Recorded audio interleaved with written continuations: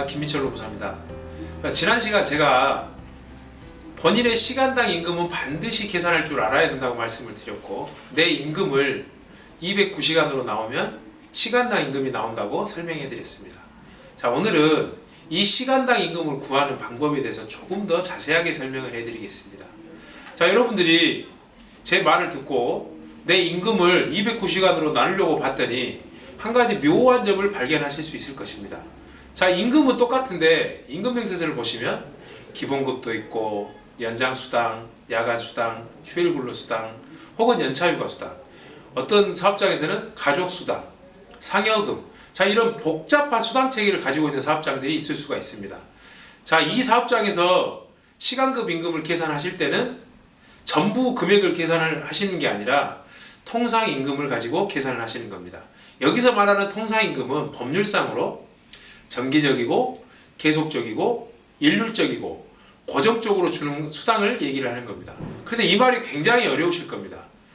왜냐하면 저도 어렵고 심지어는 법원에 있는 법관들도 이 말을 어려워합니다. 자, 그러면 제가 여러분들에게 통상임금이 무엇인지 가장 쉽게 설명해 드릴 방법을 찾다 제 나름대로의 기준을 한번 정해 봤습니다.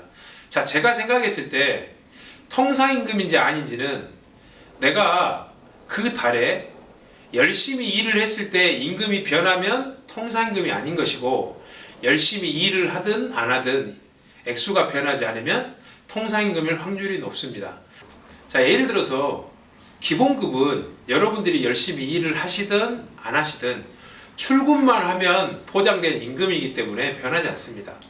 반면 성과급이나 연장근로, 야간근로수당 혹은 휴일근로수당은 여러분들이 실제로 연장근로를 하거나 휴일근로를 하거나 야간근로를 했을 때 지급 여부가 결정되는 겁니다. 자, 이처럼 본인이 열심히 하든 안 하든 바뀌지 않는 것은 통상임금이어서 내 시간급 임금을 계산하실 때 포함을 시키시고요.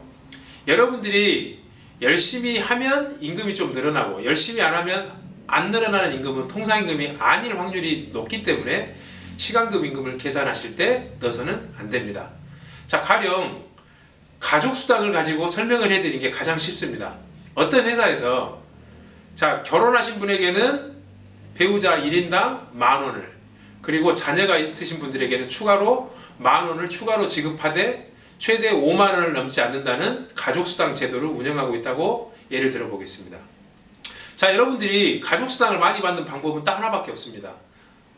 결국 결혼을 하시고 자녀분들을 낳으시면 가족수당 액수가 최대 50,000원까지 올라가실 거고, 여러분들이 결혼을 하지 않고 독신으로 계신 분들은 가족수당이 실제로 0원일 겁니다. 자, 이처럼 내가 어떤 결정을 하거나 혹은 내가 어떤 노력을 하거나 내 거동에 따라서 액수가 변하는 것은 통상임금이 아닐 확률이 높고, 반면 내가 선택을 하든 안 하든 액수가 변하지 않는, 즉 기본급 같은 것들은 통상임금이 될 확률이 많습니다.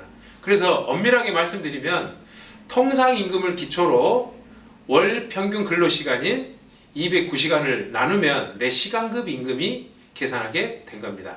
자, 시간급 임금을 알게 되면 근로기준법이 정하고 있는 수당 계산은 아주 쉽습니다.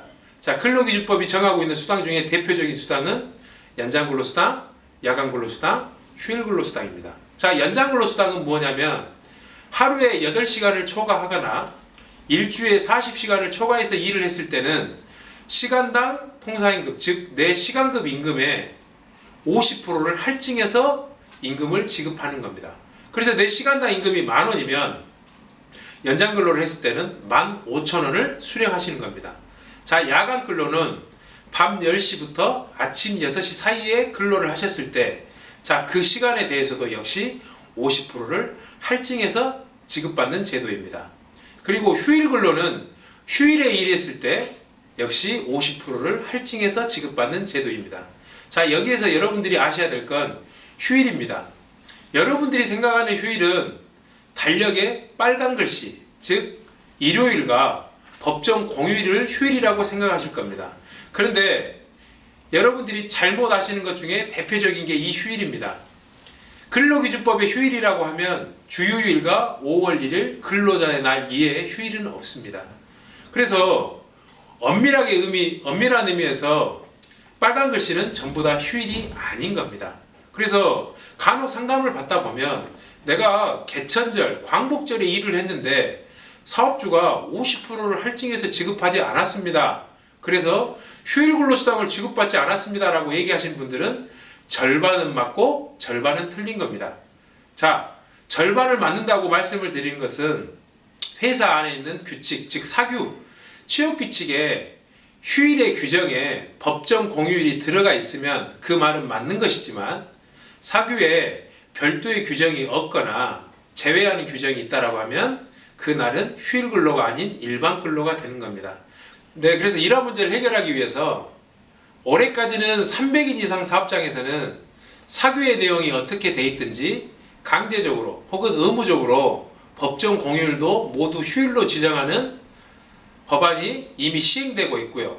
내년부터는 30인 이상 사업장에 전면 적용되고 내후년인 2022년도부터는 30인 미만 5인 이상 사업장도 전부 시행되고 있습니다. 그래서 앞으로 내 사업장의 근로자 규모가 가령 100명이다라고 하면 올해까지는 법 시행이 안 되지만 내년부터는 법 시행이 되기 때문에 내년부터는 빨간 글씨, 즉 개천절, 광복절, 크리스마스 이렇게 법정 공휴일날 일을 하시게 되면 휴일 근로수당으로 50%를 할증받게 되시는 겁니다.